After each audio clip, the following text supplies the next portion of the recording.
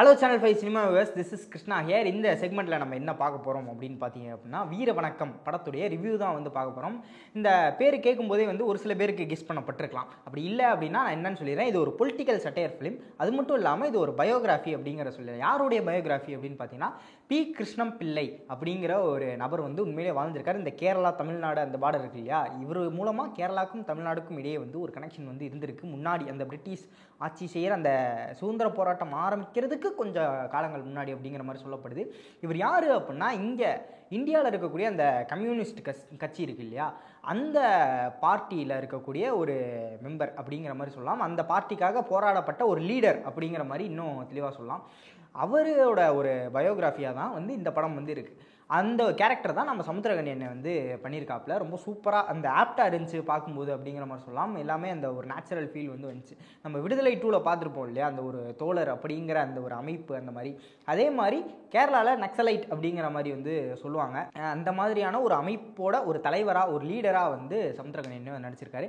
பரத் வந்து என்ன character play பண்ணியிருக்காரு அப்படின்னு பார்த்தீங்கன்னா, அவர் இப்போ மாடர்ன் டைமில் இருக்கக்கூடிய ஒரு ஆள். அவர் தான் வந்து ஃப்ளாஷ்பேக் சொல்கிறாப்புல. ஊருக்குள்ளேயே ஒரு பெரிய மனுஷன் அவர். இந்த மாதிரி கொஞ்சம் தாழ்த்தப்பட்ட மக்கள்லாம் வந்து கூப்பிட்டு போய், நீங்கள் வந்து இப்படி இருக்கக்கூடாது, நீங்கள் வந்து தைரியமாக இருக்கணும், உங்களுக்கு இவரோட கதையை கேட்டால் ஒரு தைரியம் வரும், நான் அவர் யாருன்னு சொல்கிறேன் அப்படிங்கிற மாதிரி ஒரு இடத்துக்கு கூப்பிட்டு போகிறாங்க. அங்கே ஒரு பாட்டி வந்து இருக்காங்க. அந்த பாட்டிக்கு வந்து 97 வயசு ஆகுது அப்படிங்கிற மாதிரி சொல்கிறாங்க. அவங்க அந்த பாட்டி வந்து இப்போ உண்மையிலேயே இருக்காங்க. அவங்க யாருன்னா, இந்த பி கிருஷ்ண பிள்ளை சொன்னோம் இல்லையா, இவர் கூட உண்மையிலேயே போராட்டத்தில் கலந்துக்கிட்டு அவர் கூட சேர்ந்து போராடிய ஒரு காம்ரேட் தான் வந்து அந்த பாட்டி இன்னும் வந்து இருக்காங்க அப்படிங்கிற மாதிரி அந்த பாட்டியை கூட்டு போய் அந்த பாட்டி நரேட் பண்ண ஆரம்பிக்கிறாங்க. அங்கே தான் படமே வந்து ஆரம்பிக்குது. ஸோ இப்போ ஒரு பயோகிராஃபி அப்படின்னா, ஒரு தலைவன் இல்லை ஒரு நபரோட பயோகிராஃபி அப்படின்னா, அவர் சின்ன வயசுல இருந்து அவர் எப்படி வளர்ந்தார், அந்த இடத்துக்கு வந்தார், அதுக்கப்புறம் அவருக்கு என்ன ஆச்சு, எப்படி அவர் மறைந்தார் அப்படிங்கிற விஷயம் வந்து ஃபுல்லாக சொல்லியிருக்கணும். ஆனால் இந்த பயோகிராஃபி வந்து ஒரு வேற மாதிரி இது வந்து மக்களை பார்க்க வைக்கணும், அது அவங்கள வந்து உட்கார வைக்கிறதுக்கான அந்த கிராஃப்ட்டும் இந்த கதையில் இருக்கணும் அப்படிங்கிறனால இது வந்து ஒரு ஸ்டோரி டெல்லிங் மோடில் தான் இருக்குது. இந்த பயோகிராஃபி அவருடைய குழந்தை பருவமோ, அவர் எப்படி இதுக்குள்ளே வந்தார் அப்படிங்கிறதெல்லாம் இல்லை. அவர் முக்கியமான விஷயங்கள்லாம் இருக்கும்ல, முக்கியமான ஈவெண்ட்ஸ்லாம் இருக்கும்ல, அவர் பண்ணதுலேயே ஒரு பெரிய ஈவெண்ட்ஸ், அது எல்லாத்தையும் வந்து எந்தளவுக்கு முடியுமோ அந்தளவுக்கு டீட்டெயிலாக எக்ஸ்பிளைன் பண்ணியிருக்காங்க. அதை தாண்டி இது எந்தளவுக்கு முக்கியமாக இருந்துச்சு அந்த காலகட்டத்தில், எவ்வளோ ஒடுக்கப்பட்டாங்க அந்த கேரளாவில் இருக்கக்கூடிய அந்த மக்கள் வந்து, எந்தளவுக்கு இந்த முதலாளி வர்க்கத்தால் ஒடுக்கப்பட்டாங்க, என்னென்ன கொடுமைகள்லாம் வந்து அவங்களுக்கு நடந்துச்சு அப்படிங்கிற விஷயத்தெல்லாம் ரொம்ப சூப்பராக அந்த படத்தில் வந்து காட்டியிருக்காங்க. அது அந்த ஃபீலிங்ஸ் வந்து அவ்வளோ ஹெவியாக நம்ம கிட்ட வந்து கேரி ஆகுது அப்படிங்கிற மாதிரி சொல்லலாம். இவங்க ஏதாவது பண்ணி ஆகணும், இந்த இடத்துக்கு இவர் வந்தே ஆகணும், இவங்க எல்லாரையும் காப்பாற்றி ஆகணும் அப்படிங்கிற மாதிரியான ஒரு உணர்ச்சி வந்து நம்மக்கிட்ட ஈஸியாக கேரி பண்ணிடுறாங்க அப்படிங்கிற மாதிரி சொல்லலாம். அதை வச்சு அந்த கேரக்டர் இருக்கார் இல்லையா, பி கிருஷ்ண பிள்ளை அப்படிங்கிற ஒரு கேரக்டர், அந்த பேர் மறக்காது நமக்கு அப்படிங்கிற மாதிரி பயங்கரமாக ரிஜிஸ்டர் ஆயிடுது. ஸோ இந்த இடத்துல டேரக்டர் வந்து அவர் என்ன மோட்டிவில் இந்த படம் எடுத்தாரோ அங்கே ஜெயிச்சிட்டாரு அப்படிங்கிற மாதிரி சொல்லலாம். ஏன்னா இப்படி ஒரு நபர் இருக்காரு, இவருடைய வரலாறு இவ்வளோ இருக்குது, இதை வந்து நம்ம மறந்துட்டோம், ஒரு சின்ன ஞாபகப்படுத்துகிற மாதிரி தான் வந்து இந்த படம் இருக்கணும் அப்படிங்கிற மாதிரி சொன்னால் அவர் ஞாபகப்படுத்தலை, அதை ஆழமாக பதிய வச்சுட்டும் போயிருக்காரு அப்படிங்கிற மாதிரி சொல்லலாம் இந்த படத்து மூலமாக. ஸோ இது மட்டும்தான் இருக்கா அப்படின்னு பார்த்தீங்கன்னா, இது ஃபுல் அண்ட் ஃபுல் அந்த போராட்டம், புரட்சி அப்படிங்கிற மாதிரியான கதை மட்டும் இல்லை. அதுக்கு பின்னாடி அந்த காதல், அந்த லவ் போர்ஷன்ஸ் வந்து சூப்பராகவே ப்ளே ஆகிருக்கு. 2-3 லவ் ஸ்டோரிஸ் வரும். நம்ம சமுத்திரகனி அண்ணனுக்கு ஒரு லவ் ஸ்டோரி வரும், பரத் அண்ணனுக்கு வந்து பொண்ணாக ஒருத்தவங்க நடிச்சிருப்பாங்க, அவங்களுக்கு ஒரு பக்கம் லவ் ஸ்டோரி ஒன்று போயிட்டுருக்கும். அதுக்கப்புறம் ஃப்ளாஷ்பேக்லேயே இன்னொரு காம்ரேட் ஒருத்தர், ஒரு வீரர் ஒருத்தர் இருப்பாப்பில், அவருக்கு ஒரு லவ் ஸ்டோரி போயிட்டுருக்கும். இந்த மாதிரி நிறைய லவ் ஸ்டோரிஸ் வந்து வரும்.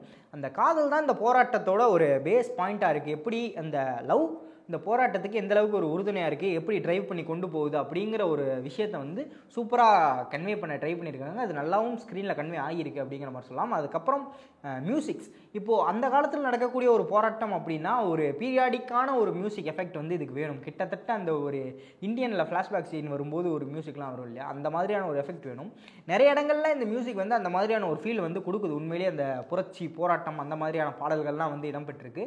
அது எல்லாமே அந்த விஷுவல்ஸுக்கு ரொம்ப சூப்பராகவே வந்து உட்காந்துருக்கு அப்படிங்கிற மாதிரி சொல்லலாம். ஸோ நமக்கு அந்த உணர்ச்சி, அந்த போராட்ட உணர்ச்சி அப்படிங்கிறது வந்து சூப்பராக கன்வே பண்ணப்படுது இந்த படத்து மூலமாக.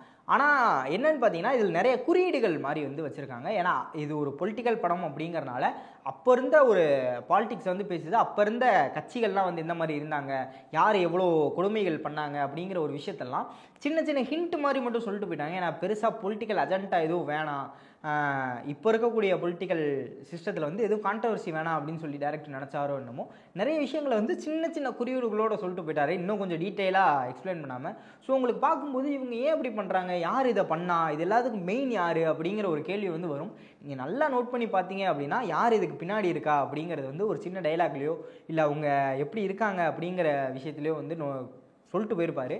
அது சின்னதாக தான் வச்சு அதை இன்னும் கொஞ்சம் நல்லா எக்ஸ்பிளைன் பண்ணியிருக்கலாம் அப்படிங்கிற மாதிரி வந்து எனக்கு தோணுச்சு. ஏன்னா தப்பு நடக்குது, அது பெரிய தப்பு அப்படிங்கிறது வந்து நமக்கு புரிஞ்சிருது, அவங்கள காப்பாற்றி ஆகணுங்கிறது தெரியுது. ஆனால் அது யார் பண்ணா அப்படிங்கிறத சொல்லிட்டோம்னா இந்த ஹிஸ்ட்ரி வந்து இன்னும் ஸ்ட்ராங்காக வந்து மக்கள் மத்தியில் போகும், அவங்க இன்னும் மறக்க மாட்டாங்க அடுத்த வர நாட்கள்லையும் அப்படின்னு சொல்லிட்டு நான் நினைக்கிறேன்.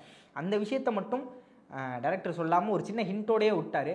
அதை சொல்லியிருக்கலாம் அப்படிங்கிறது என்னுடைய ஒரு தாழ்மையான கருத்து. ஆனால் நிறைய மக்களுக்கு இதை பார்க்கும்போதே வந்து அந்த எமோஷன் சூப்பராக கேரி ஆகும். அதனாலேயே இந்த படம் வந்து ஒரு இறுக்கமான முடிச்சுட்டு வரும்போது ஓகே இதெல்லாம் வந்து நல்லது, இப்படி ஒருத்தர் நமக்காக போராடி இருக்காரு, அவரை மறந்துடக்கூடாது அப்படிங்கிற ஒரு எண்ணத்தை வந்து கண்டிப்பாக ஏற்படுத்தும் அப்படிங்கிற மாதிரி சொல்லலாம்.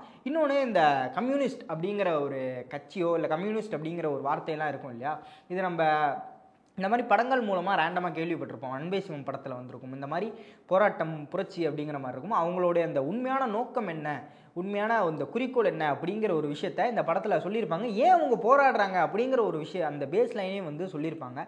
கம்யூனிசம்னா என்ன அப்படிங்கிறத இந்த படம் வந்து ஒரு இன்சிடெண்ட்டை எக்ஸ்பிளைன் பண்ணுறது மூலமாக கம்யூனிசம்னா என்ன அப்படிங்கிற ஒரு கான்செப்டை வந்து எக்ஸ்பிளைன் பண்ணியிருக்காங்க அப்படின்னு சொல்லிட்டு நினைக்கிறேன். ஸோ எல்லாரும் மறக்காமல் தேட்டருக்கு போய் செக் பண்ணி பார்க்க வேண்டிய ஒரு படம். நான் வர 29th வந்து இந்த படம் தேட்டருக்கு ரிலீஸ் ஆகுது. கண்டிப்பாக ஒரு தாட்டியாக இந்த படத்தை போய் தேட்டரில் பார்த்துருங்க அப்படிங்கிறது வந்து என்னுடைய கருத்து. ஏன்னா இது ஒரு தமிழ்நாடுக்கும் கேரளாவுக்கும் உள்ளக்கூடிய ஒரு பாண்ட், அப்போ நடந்த ஒரு விஷயத்தோடைய ஒரு ஹிஸ்ட்ரி. இந்த ஹிஸ்ட்ரியை நம்ம கண்டிப்பாக தெரிஞ்சுக்கிட்டே ஆகணும் அப்படின்னு சொல்லிட்டு நான் விருப்பப்படுறேன். ஸோ இதே மாதிரி இன்னொரு ஆசமான வீடியோவில் உங்களை வந்து சந்திக்கும் வரை விடைபெற்றுக் கொள்வது நான் உங்கள் விஜய் கிருஷ்ணா. சரிங்க, பாய்.